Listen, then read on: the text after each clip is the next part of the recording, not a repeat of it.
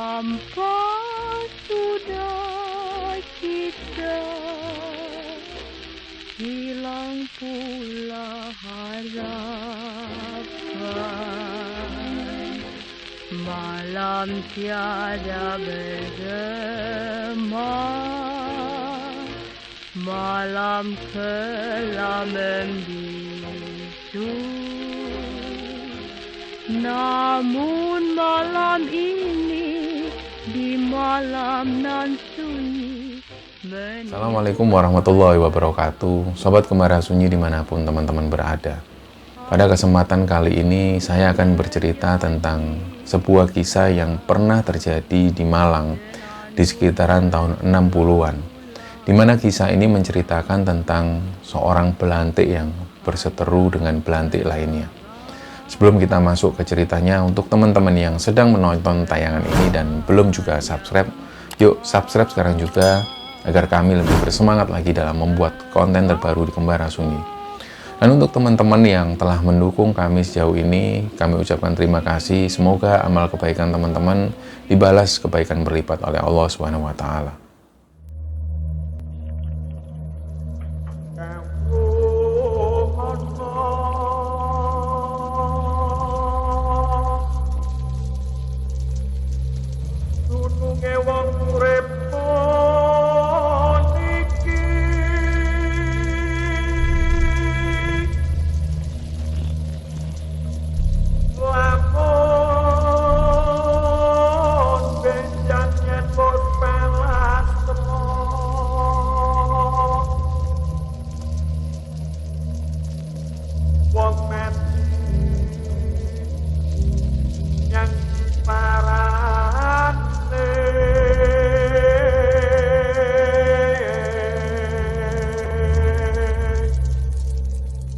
Ya, bersyukurlah mereka yang sampai hari ini masih punya eyang buyut, apalagi punya nenek yang masih bisa diajak ngobrol gitu kan. Karena dari mereka itu kita punya banyak cerita ya sebenarnya. Jadi kalau aku ingat dulu di masa-masa Lebaran, waktu kecil itu kita berbondong-bondong dengan keluarga ini menuju ke rumah eyang. Yang aku masih ingat sampai di sekolah di bangku SMA itu eyangku masih ada, dan beliau meninggal sekitar masa-masa kuliah lah. Jadi aku punya eyang ini ibu dari ibuku, dan aku punya lagi Mbah Buyut namanya. Mbah Buyut ini adalah eyang dari ibuku. Nah, usianya sudah begitu tua sekali, sepuh sekali, dan beliau itu sehari-hari di rumah selalu pakai kain jarik batik dan pakai baju kebaya khas masa lalu lah. Nah, dari situlah aku mulai, ketika eyang buyutku sudah meninggal itu, sewek-seweknya atau batik-batiknya itu tak bawa untuk tak koleksi karena aku begitu suka sekali.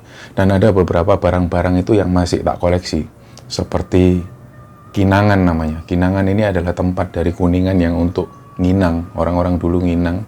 Itu punya buyutku masih tak simpan dengan baik. Karena dari situ aku itu bisa mengenang kembali masa-masa itu. Jadi pas waktu kecil kita kumpul, itu selalu yang dituju itu eyang buyut ini. Jadi ada dua eyang buyut, yang keduanya ini perempuan, adik kakak. Tapi yang kakaknya ini sudah pendengarannya sudah agak berkurang. Tapi yang adiknya ini pendengarannya terus ingatannya itu masih tajam sekali. Dan setiap kali beliau masak itu nggak pernah pakai micin seperti orang-orang sekarang. Jadi cuma menambahkan gula dan garam, itu sudah gurih sekali. Nah, sampai pada satu ketika itu, ketika kami sering ke sana berkunjung, terutama menjelang Lebaran itu kan, kita selalu kumpul di sana satu keluarga. Ada dari saudara dari luar kota itu datang semua kumpul di sana. Terus kita yang kecil-kecil itu selalu dengerin dari cerita buyut itu. Jadi buyutku cerita, dulu buyut itu pernah ikut Belanda. Jadi ketika buyutku ikut orang Belanda itu di masa penjajahan itu, beliau jadi koki. Dan ketika masa penjajahan Jepang, beliau jadi tukang kebun. Jadi walhasil buyutku ini fasih berbahasa Belanda dan juga sedikit-sedikit bisa bahasa Jepang. Nah, waktu itu buyutku ini cerita. Jadi kalau orang dulu di tahun-tahun 60-70 itu mereka ini karena nggak terbiasa melihat jam, jadi hanya mengandalkan suara dari masjid ketika mereka tahu harus, oh ini waktunya subuh, ini waktunya ini, jadi mereka hanya mengandalkan dari toa masjid. Nah orang dulu itu kebiasaannya bangun di sekitar jam 2 atau jam 3 dini hari. Jadi di jam seperti itu mereka ini sudah bangun, langsung ke dapur dan langsung bikin kopi. Jadi aku masih ingat kalau pas menjelang lebaran itu, ketika kami semua tidur, buyutku ini sudah bangun sekitar jam 3, sudah bikin kopi, dan aroma kopi itu tajam sekali waktu itu. Makanya mungkin sampai hari ini aku itu pecinta kopi ya karena buyutku itu.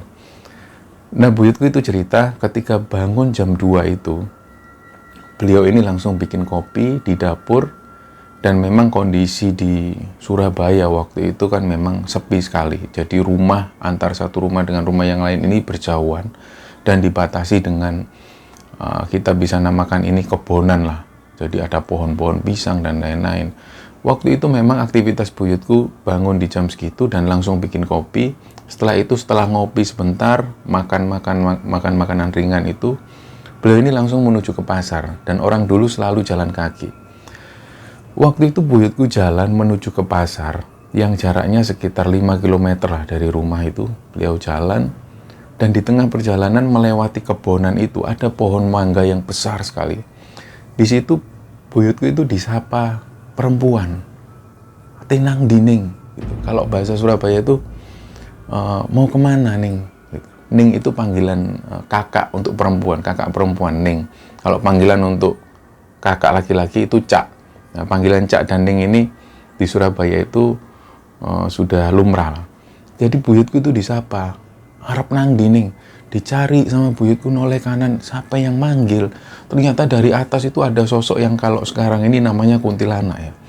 Jadi ada perempuan, rambutnya ini panjang menjulur. Perempuan ini sambil goyang-goyangkan kakinya gitu di pohon sambil nyapa, "Katinang dining." Lah buyutku yang ngelihat waktu itu kaget kan. Terus dia nggak jadi ke pasar, buyutku nggak jadi ke pasar, pulang lagi. Ternyata ketika tanya ke anak-anaknya, itu ternyata masih jam 1 dini hari. Nah, mungkin pada waktu bangun itu buyutku karena nggak melihat jam, jadi dikiranya itu sudah jam 2:30 atau jam 3, dan biasanya setelah bikin kopi itu ya sekitar 3:30 lah beliau ke pasar. Tapi ternyata waktu itu masih jam 1 dini hari. Makanya ternyata yang dilihat buyutku itu ya sosok kuntilanak itu. Dan ternyata hal-hal semacam itu sudah biasa dilihat oleh orang-orang pada masa-masa itu, pada zaman-zaman itu. Kadang itu buyutku pernah mengalami satu situasi. Jadi ada tamu, malam hari itu ada tamu, ketika dibukakan pintu, itu saking tingginya orangnya. Jadi buyutku yang waktu itu memang nggak tinggi banget. Jadi beliau ini agak pendek. Begitu dibuka pintu, buyutku ini cuma melihat dada orang tersebut, dan ketika menoleh ke atas ini ada sosok menir Belanda, laki-laki dengan pakai topi caping putih. Dia ini ngobrol dengan bahasa Belanda. Intinya dia tanya minta minum gitu. Dia minta minum, akhirnya ya buyutku mempersilahkan masuk kan. Masuk, tapi yang bikin heran itu ini jam 11 malam kok orang-orang sudah tidur, ada menir-menir Belanda. Nah awalnya buyutku ini nggak curiga, karena dikira mungkin ada orang Belanda yang kebetulan lewat. Karena pada masa-masa itu kan masih banyak orang Belanda berkeliaran di Surabaya, bahkan banyak yang berdomisili di sana.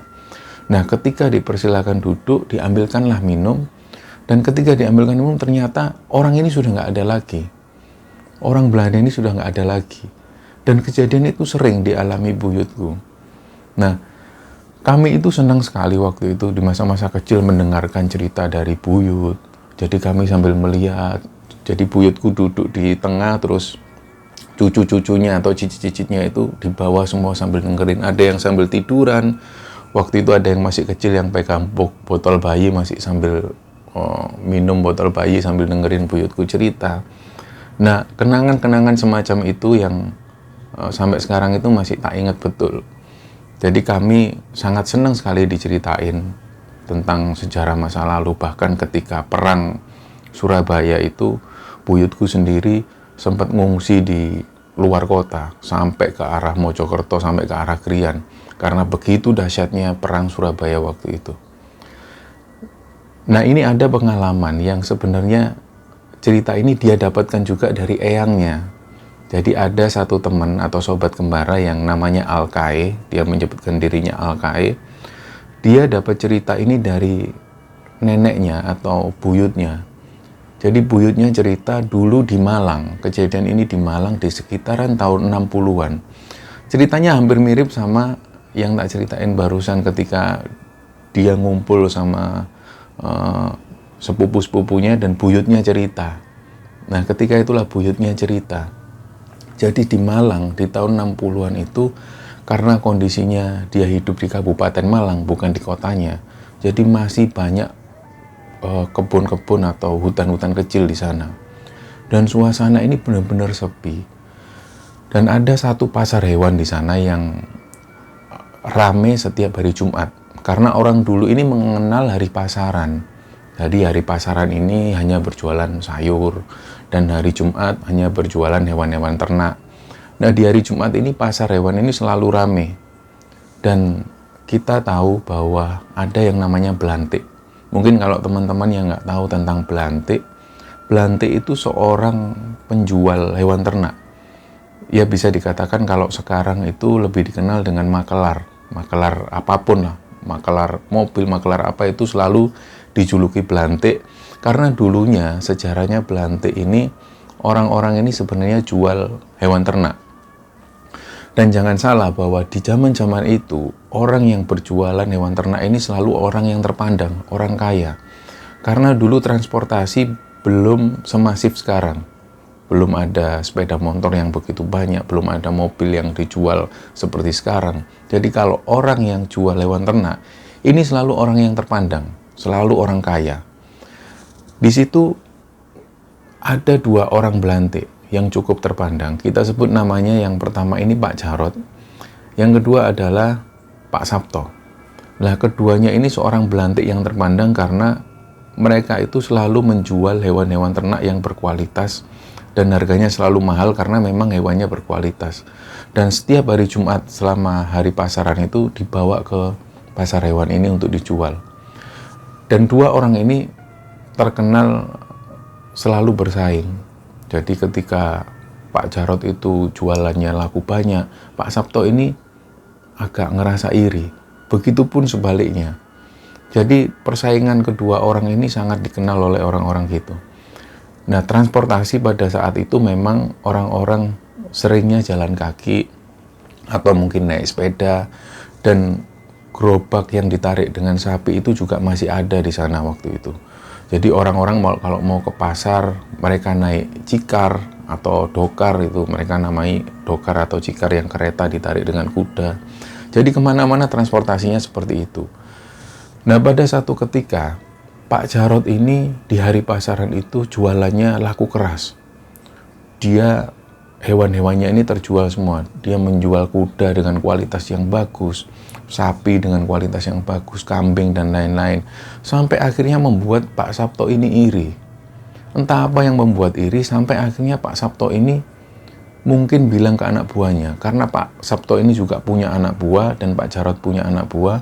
Pak Sabto ini sempat bilang ke anak buahnya, pokoknya hari Jumat depan kita harus bawa hewan-hewan kita yang paling terbaik, supaya si Jarot itu nggak bisa menyaingi kita lagi. Lah, anak buahnya bingung semua. Iya pak, iya pak.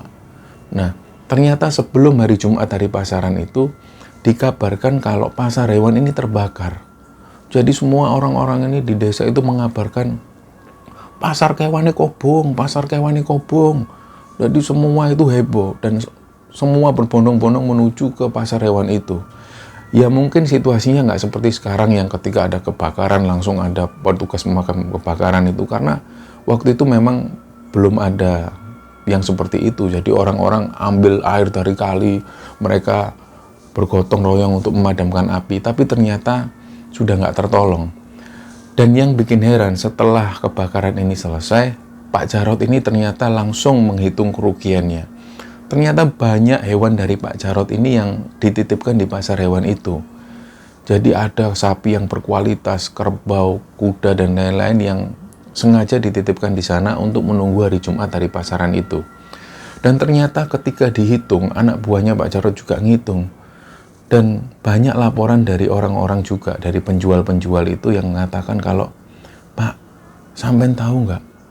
Kalau hewan-hewannya Pak Sabto itu ternyata sudah nggak ada di sini loh. Loh, mosok sih? Ternyata dilihat lagi, dicek, ternyata benar. Hewan-hewan yang akan dijual oleh Pak Sabto di hari Jumat besok itu ternyata nggak ada di sana. Jadi seolah-olah Pak Sabto ini sengaja memindahkan hewannya, dan Pak Sabto ini sengaja tahu kalau hewan ini, pasar hewan ini akan kebakaran. Nah, disitulah mulai Pak Jarod ini curiga. Ini jangan-jangan kelakuannya Sabto sama anak buahnya yang bakar pasar hewan ini. Wes, nanti kita bikin perhitungan, kita cari penyebabnya apa yang membuat pasar hewan ini kebakar. Akhirnya dikumpulkanlah informasi, dia tanya ke warga sekitar yang melihat pada waktu itu. Ternyata ada beberapa warga ini yang laporan bahwa malam itu ada dua anak buah Pak Sabto ini yang sengaja malam itu datang ke sana dan seperti mengeluarkan hewan-hewannya. Jadi hewan-hewan Pak Sabto ini dikeluarkan semua dan tiba-tiba paginya ini pasar ini terbakar. Jadi kuat kemungkinan orang-orang ini menuduhkan penyebab kebakarannya adalah Sabto dan anak buahnya. Nah, pada waktu itulah kemudian Pak Jarod ini ngobrol ke anak buahnya. Pokoknya siang ini aku mau datengin itu Sabto, tak datengin ke rumahnya. Lah anak buahnya ini bilang semua, "Nggak usah Pak, Bapak tinggal di sini saja, biar kami yang ke sana." "Udah, nggak usah kalian ke sini," Pak Jarod bilang seperti itu. Nah, dulu itu memang terkenal sekali banyak orang-orang yang jago silat di tahun-tahun segitu, dan banyak orang yang punya ilmu kanuragan, ilmu kebal, bahkan bawa sikep atau jimat ya. Jadi banyak sekali orang-orang di zaman itu yang dia jago sekali silat, terutama memang Pak Jarod ini juga jago silat dan punya ilmu kanuragan, dan anak buahnya Pak Jarod juga seperti itu. Ternyata Pak Sabto ini juga seperti itu. Beliau ini juga jago silat dan anak buahnya ini juga jago silat semua, dan kemana-mana selalu bawa senjata tajam dan selalu bawa yang namanya pecut.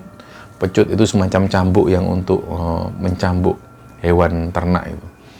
Di situ ketika Pak Jarod cerita ke anak buahnya, Pak Jarod memutuskan untuk berangkat sendiri. Nah, ketika naik kuda, jadi Pak Jarod ini punya kuda hitam yang besar sekali. Pak Jarod naik, anak buahnya ini sempat melarang sekali lagi, "Pak, apa enggak sebaiknya kami saja yang berangkat ke rumahnya Pak Sabto, biar kami yang bikin perhitungan." "Udah, enggak usah. Aku pengennya ngomong baik-baik sama Sabto." Nah, karena Pak Jarod ini ngotot ngomong seperti itu, "Oh ya sudah Pak, kalau gitu." Berangkatlah Pak Jarod ini naik kudanya. Jadi anak buahnya sambil bisa melihat dari jauh, Pak Jarod menuju ke rumah Pak Sabto.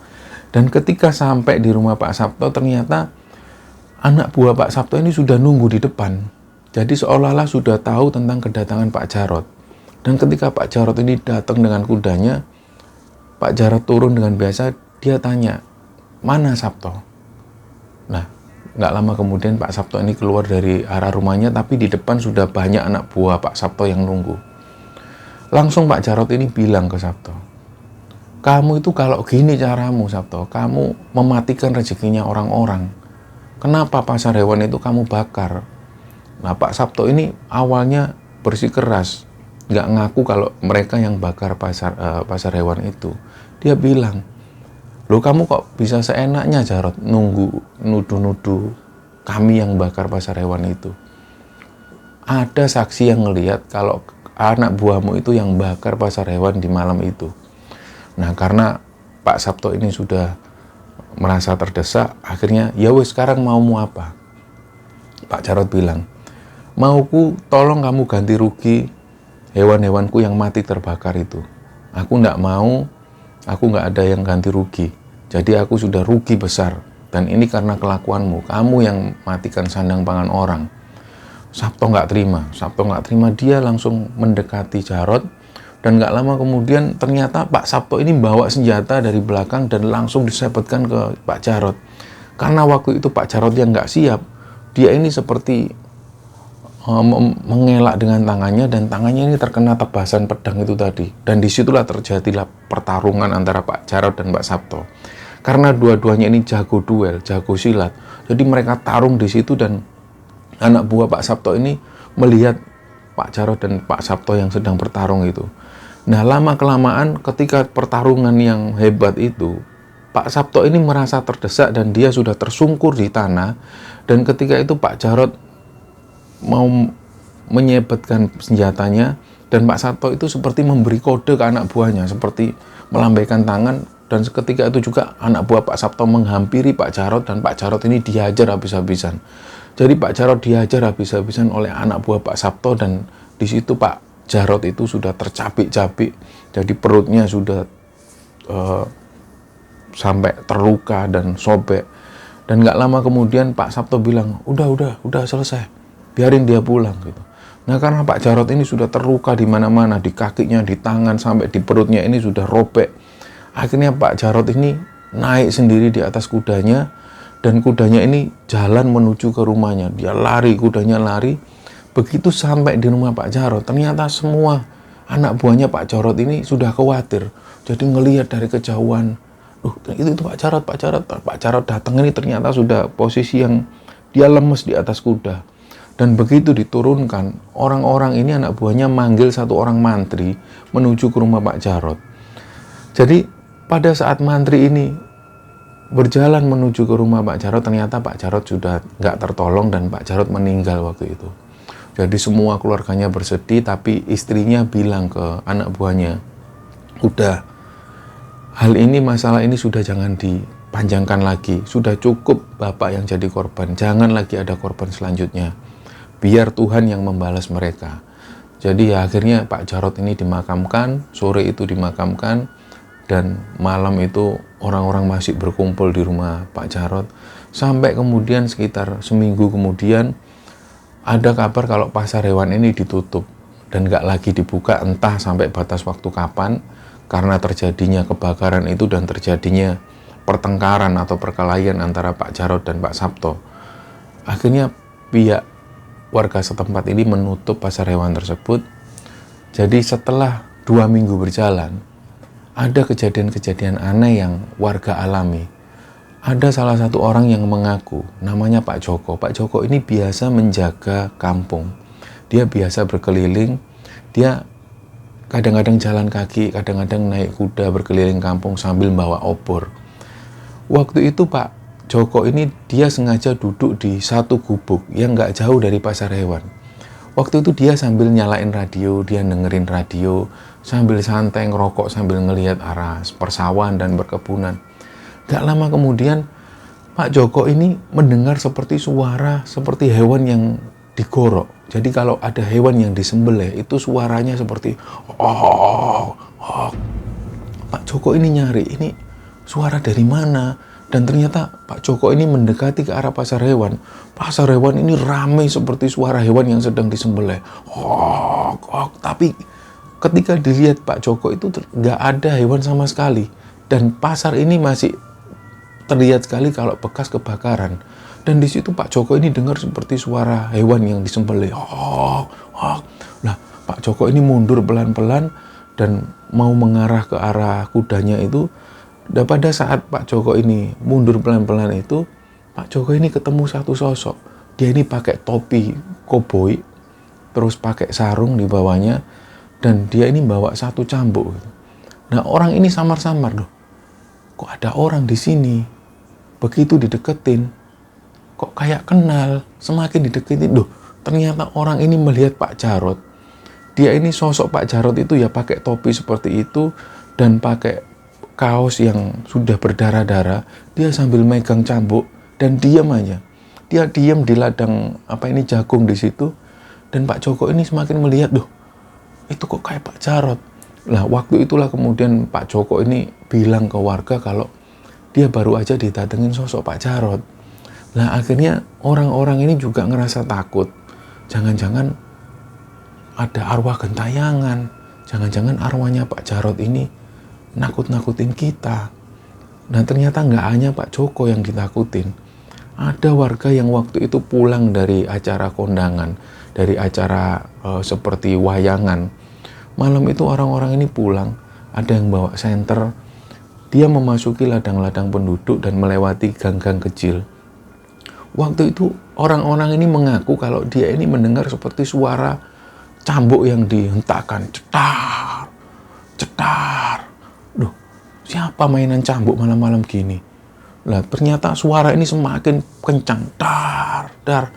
Nah begitu mereka memasuki area lapangan yang luas, di situ mereka ngelihat ada sosok Pak Jarot ini yang berdiri sambil mainan cambuk, dar, dar, dan di belakang itu kudanya sambil berdiri-diri.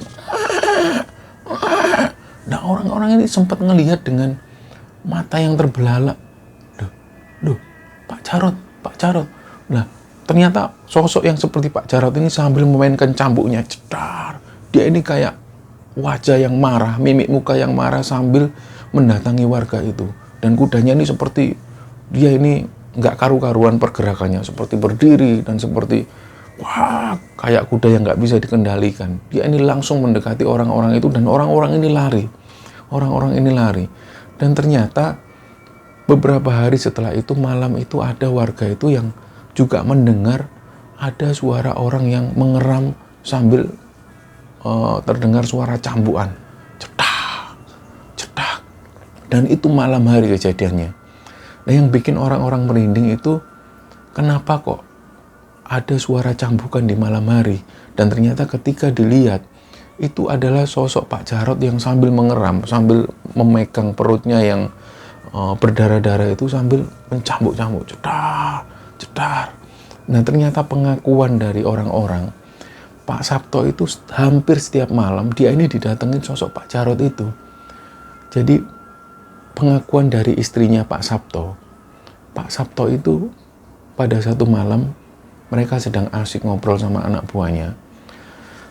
Mereka ini dengar ada suara kuda yang berjalan menuju ke arah mereka. Dilihat dari kejauhan kok ada orang yang dia ini pakai topi koboi dan pegang pecut, pegang cambuk itu. Jadi sambil jalan pelan kuda ini menuju ke arah mereka. Nah ternyata kuda yang ditunggangi orang ini nggak juga menghentikan kecepatannya, semakin kenceng. Duh, orang-orang ini takut. Loh, kok makin marah ke sini? Itu sopo itu? Sopo itu?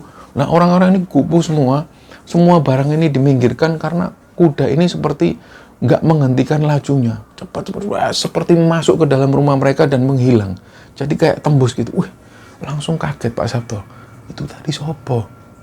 Nah ada satu anak buahnya yang ketakutan sambil gemeteran, dia bilang, Pak, itu Pak Jarot Pak. Nah Pak Sabto sambil kaget, yang bener kamu? Iya Pak, aku lihat tadi wajahnya Pak. Dia itu kayak ngelihat aku sambil melorok gitu Pak. Jadi pengakuan dari satu anak buah ini, dia ini ketakutan sambil gemeteran tangannya.